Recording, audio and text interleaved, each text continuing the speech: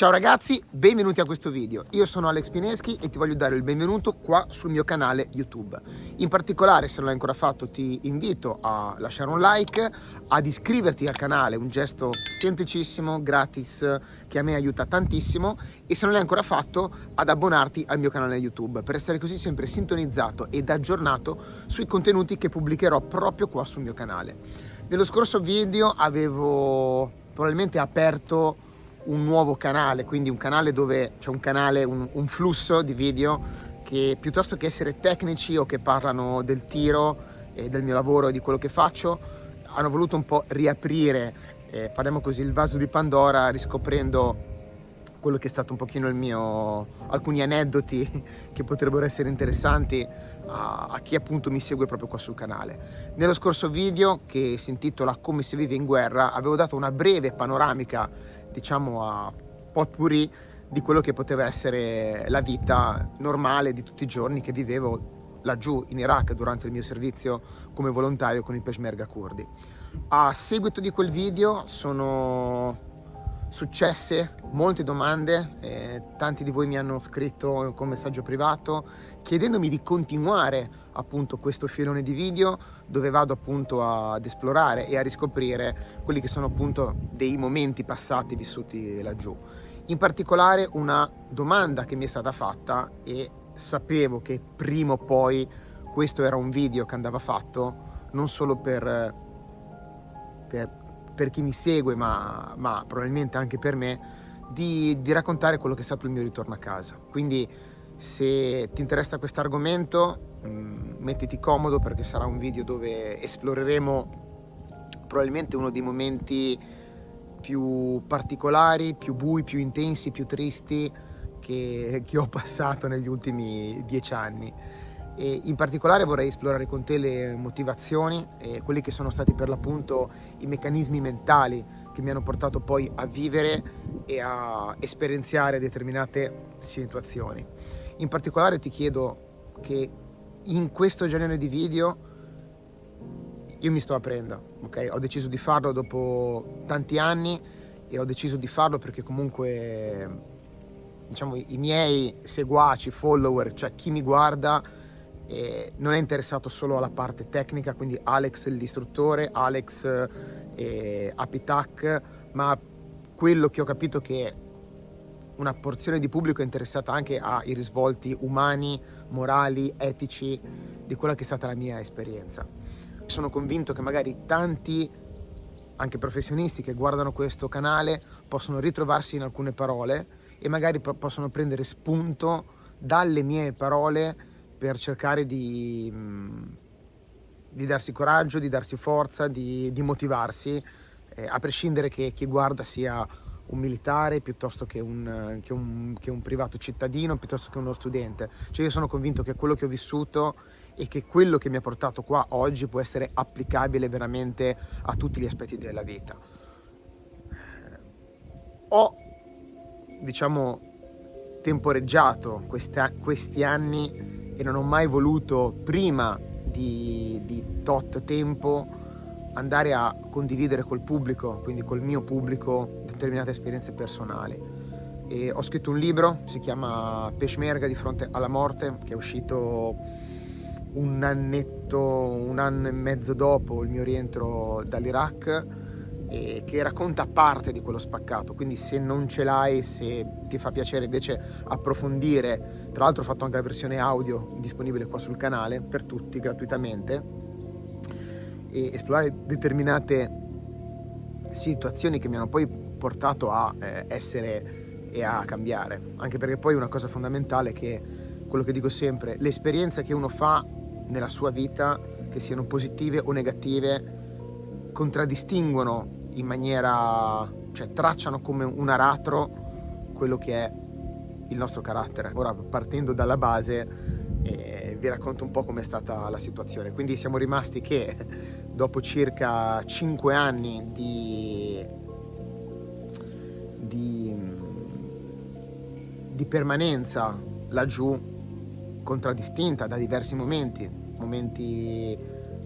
di di completa, diciamo, irregolarità della vita, piuttosto che momenti invece dove la vita era un po' più regolare.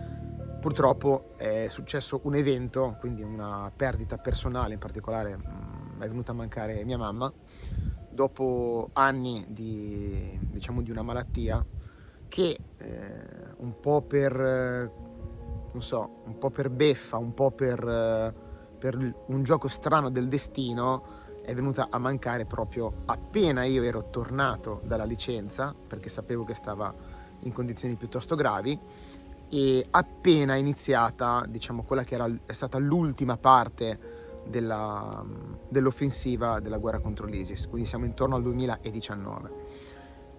In particolare io all'epoca ero, diciamo, alla fine, passatemi il termine, della mia carriera laggiù, dove ricoprivo un ruolo anche abbastanza importante e dove appunto ero impegnato in una certa stabilità. All'epoca, in quell'anno, io vivevo una situazione paradossalmente in Iraq di stabilità, dove mi ero ritagliato una certa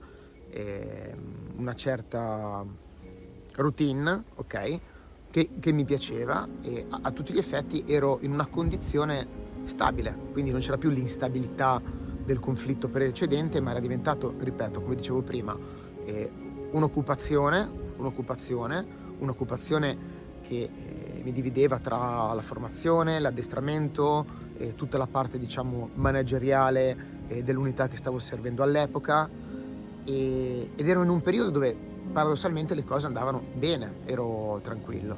Non pensavo all'epoca neanche lontanamente di tornare in Italia, anche perché l'anno prima avevo, diciamo, passatemi il termine, durante uno dei miei rientri avevo subito un'indagine della procura. Trovate poi il video sempre nel canale YouTube, dove spiego tutti i vari svolgimenti che poi fortunatamente, a seguito delle indagini, a seguito degli interrogatori, a seguito di tutte le cose che dei professionisti hanno messo in atto per capire la verità, hanno portato poi alla chiusura di questo fascicolo. Quindi quelli che commentano, che dicono ma te ti dovrebbero arrestare, no, perché persone molto più qualificate a livello istituzionale hanno reputato che non ero colpevole dei reati quali mercenariato e reclutamento che mi sono stati imputati, ok? Quindi la verità era che io ero un volontario, che ero, diciamo, arruolato all'interno dell'esercito, cioè delle forze armate regolari di un paese dove ero stabilmente residente, ed è per questo che non si è configurata il reato di mercenariato, ok? Però un giorno magari prendiamo le carte, così almeno la gente comincia a mettersi un po' i cerotti sulla bocca invece di parlare a vanvera. Però detto questo, non avevo intenzione di tornare, perché mi ero ritagliato la mia realtà laggiù. Piano piano, dopo 5 anni, ero riuscito a ritagliarmi la mia realtà. Inoltre, dopo tutto quel tempo, come ho detto anche nello scorso video, il cervello si adatta a parlare la lingua, si adatta a imparare le usanze, si adatta ad imparare tutto quello che è questo nuovo modo di vivere. L'unica cosa che mi teneva, diciamo, collegato all'Italia all'epoca era per l'appunto mia mamma, che purtroppo verteva in questa condizione di salute e che io cercavo come possibile di supportare, e ovviamente l'attaccamento al mio paese, che è stato un qualcosa che, seppur io laggiù ho trovato un'altra parte di me stesso, è rimasta sempre con me. Infatti, come dico sempre, il Kurdistan è la mia seconda patria, perché la prima sarà sempre questo paese, l'Italia. Detto questo, a seguito appunto di questa brutta notizia, io mi sono trovato in un limbo. Quindi io vertevo in una situazione dove la responsabilità di quello che succedeva a casa era la mia. Quindi a un certo punto ho dovuto lasciare baracca e burattini, quindi lasciare la mia unità, lasciare il mio servizio e lasciare tutto quello che avevo costruito laggiù per 5 anni, tornare in Italia e prendermi cura di quelle che erano le mie responsabilità, quindi curare tutto, diciamo, il post di quello che era accaduto alla mia famiglia, che all'epoca era principalmente mia mamma. Ovviamente questo procedimento non è avvenuto nel migliore dei modi, questo procedimento è avvenuto, considerate che io laggiù non ero pagato per svolgere il servizio, cioè parliamo di, non so, arrivavamo forse a $800 al mese, che era lo stipendio di un qualsiasi ufficiale delle forze armate del Kurdistan, e di cui una buona parte vengono poi mandati, diciamo, in Italia per supportare quelle che erano le esigenze familiari, perché io lì alla fine come mi facevo una bistecca ogni tanto alla base americana, come mi compravo ogni tanto la cioccolata, uscivo a bere qualcosa, non è che c'erano tutte queste spese, perché poi ero sempre, diciamo, o in base o cioè mangiato, dormito, quant'altro. Quindi non è che in Iraq avessi tutte queste spese, quindi potevo permettermi di dire ok, prendo questi pochi soldini e diciamo e cerco di aiutare in qualche modo, in questo modo, perché poi non potevo essere presente. Quelli che di voi stanno pensando, ma tu hai lasciato la tua famiglia per andare là. Allora, e mia mamma è sempre stata molto fiera di questa scelta. Mia madre è sempre stata molto, molto fiera di quello che facevo laggiù.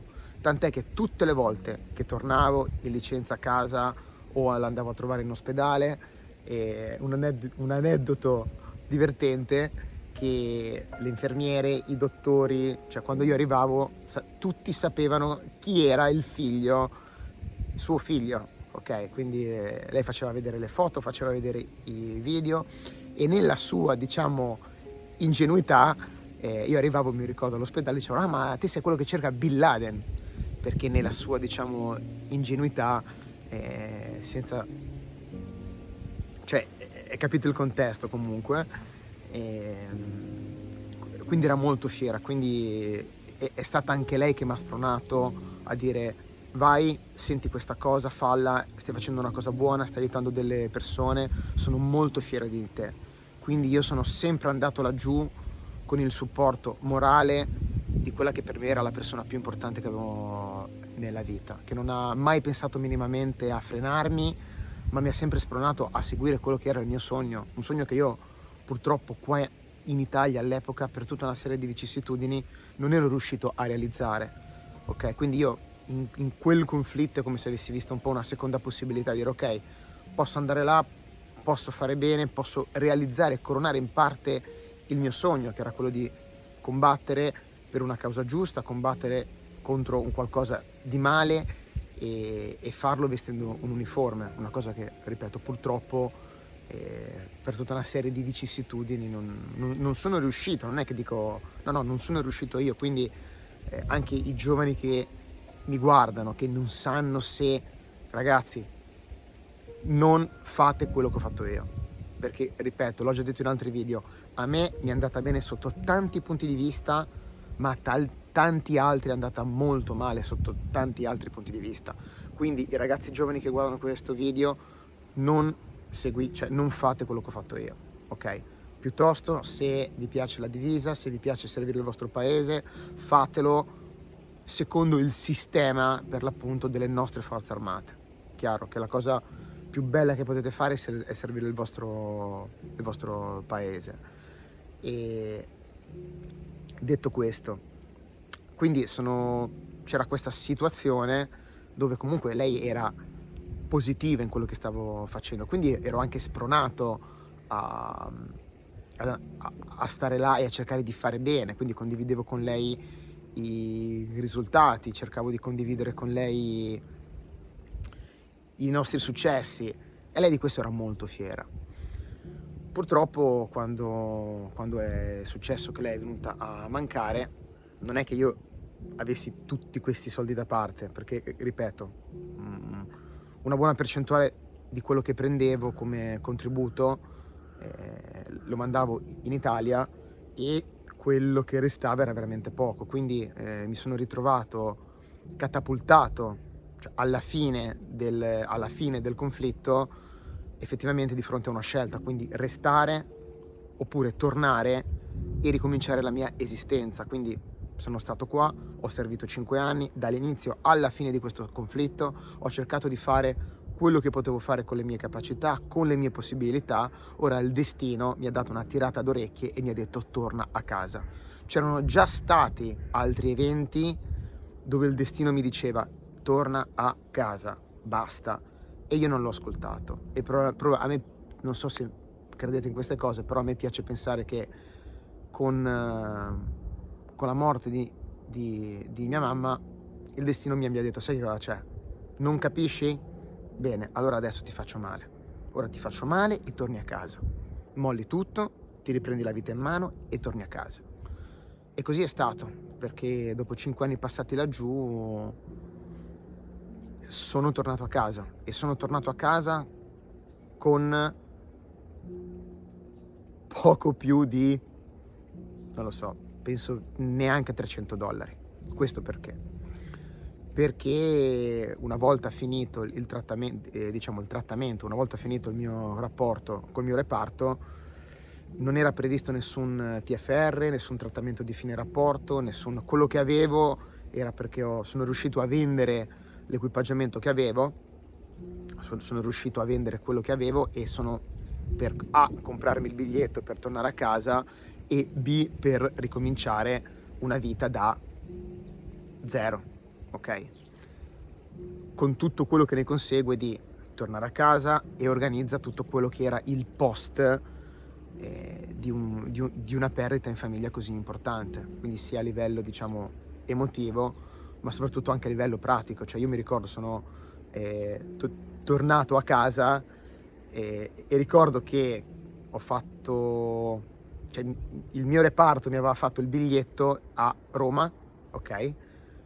Benché io vivessi alla Spezia, quindi teoricamente Milano o Genova, quindi sono arrivato all'aeroporto di Roma con le 4 borse che avevo, con tutto me stesso, cioè con tutta la mia vita sulle spalle. Ok, sembra il libro cuore, però purtroppo è andata così. Chi c'era di voi all'epoca se lo ricorda, e lì è ricominciato tutto. Considerate che non è che sono arrivato ed era tutto ok, perché comunque dopo anni in una certa condizione e mia mamma non è stata diciamo possibilitata a seguire la casa, a mettere le cose a posto, a seguire le faccende domestiche, le bollette piuttosto che le spese, eventuali debiti, cose che poi si sono accantonate, moltiplicate. Comunque alla fine della fiera io sono tornato a casa e ho trovato una condizione disastrosa, cioè disastrosa del tipo che mi sono trovato completamente da solo, completamente spaesato, completamente catapultato in una realtà dove fino all'altro giorno ricoprivo l'incarico che ricoprivo, ero comunque chi ero, sono tornato a casa e non avevo un'occupazione, cioè non avevo un'occupazione e un lavoro.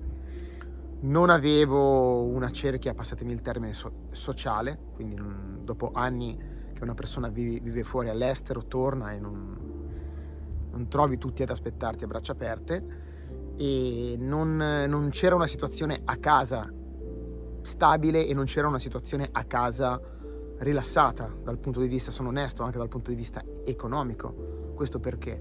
Perché, ripeto, dopo anni che uno sta fuori, tutto si accatasta, tutto poi diventa più, diciamo, difficile da gestire. È stata fatta una successione, ho dovuto fare una successione, dopo ho scoperto che c'erano un sacco di sorprese che, ripeto, mi hanno completamente destabilizzato, e quindi non sono partito da zero, ma sono partito da meno tantissimo, ok? Un sacco di buchi da coprire, un sacco di cose da mettere a posto. E la mia fortuna, quello che dico sempre, la mia fortuna, che in questa situazione, una volta tornato a casa, mentalmente per me la guerra non era finita. Cioè, una volta tornato a casa, la guerra non era finita, anzi ne cominciava un'altra. Quindi è come se avessi avuto questo treno in corsa che invece di frenare, inchiodare e dire ah ok, ora posso stare male, posso soffrire, posso metabolizzare il lutto, no, non puoi, perché devi tornare, devi prenderti le tue responsabilità, devi ricostruire coi cocci che c'hai in mano da non da 0, da meno XY. Quindi la mia fortuna è stata che non ho potuto concedermi il lusso di stare male, di soffrire, di ambientarmi, perché il mondo intanto laggiù continuava a girare, ok? Alle persone che avevo intorno, alle poche persone che avevo intorno, che mi hanno dato il supporto che potevano, ma comunque ho dovuto, diciamo, costruire e rimettere le cose a posto da solo, non potevano capire, ok? Come anche le persone con le quali mi interfacciavo. Perché? Perché queste persone vivevano la loro vita lì e non erano con me laggiù. Quindi è stato un impatto, cioè una vita dinamica, una vita di responsabilità laggiù, e probabilmente è quello che vivono tanti veterani che tornano dopo le missioni, e una volta che torni a casa ti ritrovi in un mondo che va ai 20 all'ora. Cioè sono passato dai 100 all'ora ai 20 all'ora con tutta una serie di zavor, perché quantomeno una persona che torna dopo il servizio ha una stabilità economica, ok? Ha un reparto, ha un reggimento al quale appoggiarsi, ha dei colleghi, ha comunque un'infrastruttura che lo può supportare sia per questioni fisiche piuttosto che per questioni meramente economiche. Mentre invece io sono tornato e non avevo niente, cioè da 0. Ripeto, questa è stata la mia fortuna, perché questa situazione drammatica, dove per esempio non c'avevo l'elettricità in casa, e perché c'era stata una serie di, perché per 8 mesi non si pagava la bolletta, e quindi cioè tutta una serie di cose che paradossalmente, invece che buttarmi giù, e credetemi che giù ci sono stato, ok? Invece che buttarmi giù mi hanno invece, dicevo ok, qual era la differenza? Perché in trincea la corrente ce l'avevi? Qual è il problema? Non avevo una macchina, non avevo un computer, non avevo neanche una scheda italiana, per esempio, e non avevo neanche soldi per dire ok, torno, posso ricominciare la mia vita con un tot. Non avevo niente. Che cosa ho fatto? Pianificazione e strategia. Cioè, per esempio, non avevo il gas, ok, mi ero organizzato con delle bombolette di gas da campeggio, e per un periodo, finché non sono riuscito poi a farmi riattivare corrente e gas, cucinavo sulle bombolette da campeggio. E non bisogna essere stati in guerra per vivere queste cose. Cioè, ci sono famiglie in Italia che vivono questa situazione tutti i giorni, ok? Quindi, ripeto, non necessariamente bisogna essere stati in guerra. Poi un'altra cosa è che passatemi il termine, è stato anche magari la diffidenza. Cioè, io mi ricordo che all'inizio, appena rientrato, dopo che c'era stato questi grandi titoloni, questa grande indagine, Pineschi, mercenario, così, io per lavorare ho detto ok, comincio a organizzare dei corsi, no? Quello che poi è diventato la mia occupazione primaria oggi.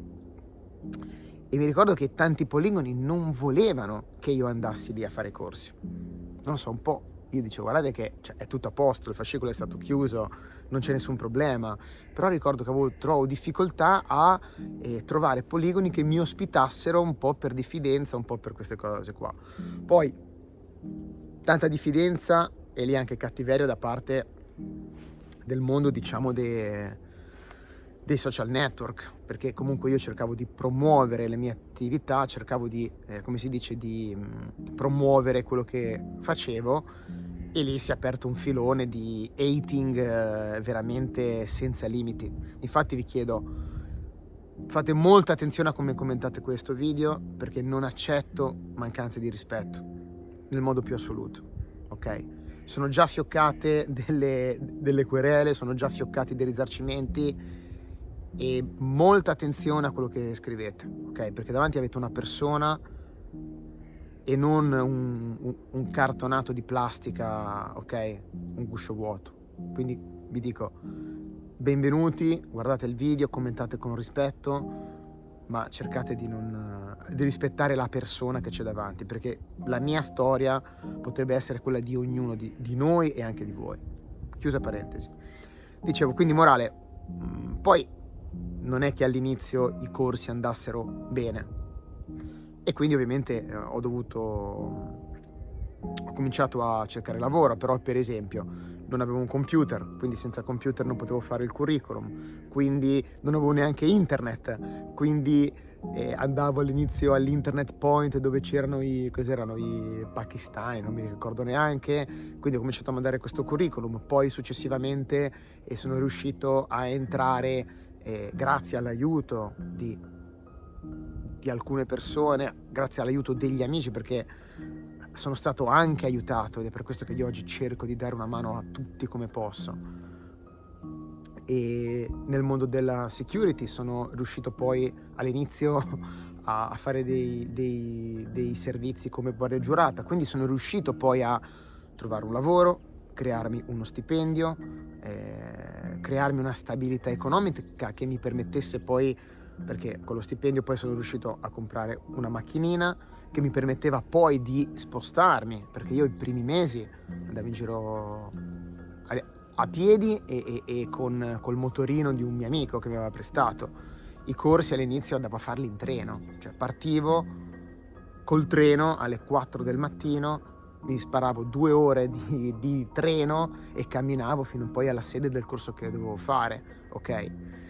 E a volte, perché io all'epoca lavoravo, facevo anche la guardia giurata e facevo, ricordo, le notti, facevo 19-7, smontavo alle 7, tornavo a casa, prendevo la macchina, mi cambiavo, guidavo 2 ore per andare al poligono a fare il corso, per rimontare poi la notte dopo. Cioè io mi sparavo delle maratone di 48-36 ore senza dormire. All'epoca, cioè, la Red Bull ed il caffè erano i miei migliori amici. Perché? Perché non potevo mollare. Avevo questa visione che potevo creare questa realtà, ma mi serviva tempo, mi serviva la possibilità di lavorare, fare soldi, comprare quello che dovevo comprare, mettere a posto quello che dovevo mettere a posto e ricostruirmi una vita. E credetemi, non è stato facile.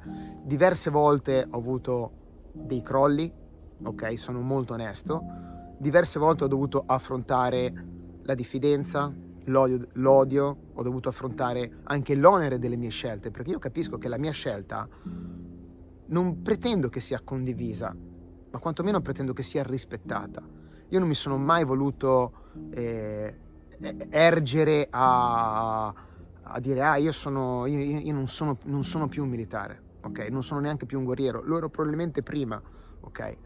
Ma non ho mai paragonato la mia persona ai militari professionisti che lavorano e che fanno questo tipo di attività. Io faccio un altro tipo di attività, ho fatto un altro tipo di attività, ho fatto una scelta e non mi sono mai lontanamente paragonato a chi di questa scelta ne ha fatto una professione di vita.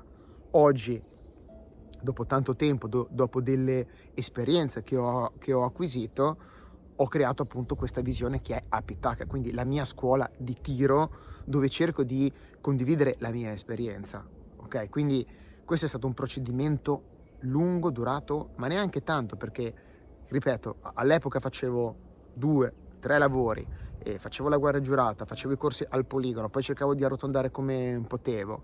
Questo poi mi ha permesso di avere una base economica per continuare a sviluppare ancora questo progetto. Quindi, ripeto, ho preso la macchinina e qualcuno mi ha dato una mano a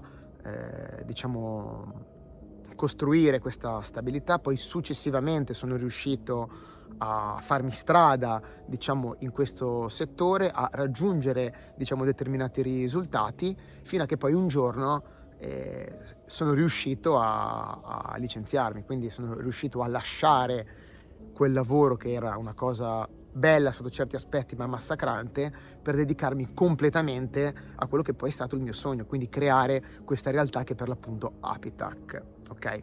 Uno degli aspetti che posso elencare di impatto al ritorno, cioè ti senti veramente perso a livello ambientale, a livello sociale, a livello linguistico, a livello che dici ma come, ma io l'altro giorno stavo sull'elicottero a fare le operazioni e magari oggi sono qua di fronte a un supermercato a fare la guardia ai carrelli della spesa, ok? Quello è stato un impatto frustrante da un lato, ma da un altro lato è anche stato il risultato delle mie scelte. Quindi io non posso, diciamo, piangere sulla base delle mie decisioni. Quello che credo di aver affrontato è stato veramente un percorso fatto di resilienza e determinazione. Ho cercato di perseguire il mio obiettivo, ok? Ovviamente durante il perseguimento del mio obiettivo sono riuscito a chiudere determinati risultati, non sono riuscito a chiudere determinati risultati, ok? E se sono riuscito a chiudere determinati risultati è stato grazie anche alle persone che ho avuto a fianco in quei momenti. Ho avuto a fianco non tante, ma pochissime persone che mi hanno dato veramente tanto, quindi che quando ho avuto bisogno c'erano, quindi sia a livello sentimentale, che a livello morale, che a livello di amicizia. Se non fosse per queste persone io non sarei qua oggi e non sarei qui oggi a fare quello che faccio e non avrei raggiunto gli obiettivi professionali, morali e di vita che posso dire di aver raggiunto oggi. Quindi io non so se questo video, se questa storia può essere stata motivante per qualcuno di voi, però a me mi motiva ogni giorno. Cioè io ogni giorno guardando il passato, ogni giorno una volta che ho davanti una difficoltà, penso a quello che è stato in passato e dico ho passato tutta la guerra, ho passato tutto quello che è stato il ritorno e quando oggi mi succede un qualcosa vi dico ma io ho passato tutto questo e cosa c'è che può ancora fermarmi, fermare le mie aspirazioni, fermare la mia volontà di voler andare avanti in quello in cui credo.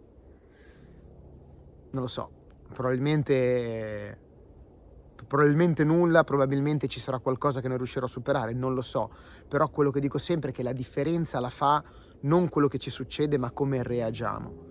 Io ho sempre cercato di reagire seguendo quelle 10 regolette che ho scritto sul mio libro, quindi cercare di avere una pianificazione, di essere determinato, di crearmi una routine, di cercare di non cadere nel vittimismo, ma cercare invece di cadere nella motivazione, ok? Molto spesso la rabbia si può trasformare in determinazione. Quindi anche ai ragazzi giovani che mi seguono dico, cioè non vi fermate ci ho provato una volta ma non ci sono riuscito, ok? Sapete a me quante porte mi hanno sbattuto in faccia quando sono andato laggiù a presentarmi? Sapete quanti fallimenti io ho avuto prima di ricevere l'opportunità di potermi mettere in gioco? Sapete quanti fallimenti e frustrazioni, quanti no ho ricevuto una volta che sono ritornato a casa? E tutti i giorni continuo ad andare avanti. Tutti i giorni continuo a avere a che fare con le difficoltà, a volte piccole, a volte grandi.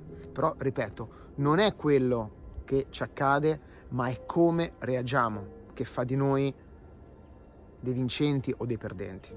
Ripeto, io vi chiedo davvero di avere rispetto se commentate, vi chiedo veramente di pesare le mie parole e cercare di immedesimarvi e cercare di prendere il meglio da questa mia, non so, diciamo la confessione, perché probabilmente la mia storia può motivare e può insegnare anche dagli errori che ho fatto. Non sono mai stato esente di errori, ne ho fatti tantissimi, continuo a farne, però non perdo neanche mai la speranza di migliorare, ok?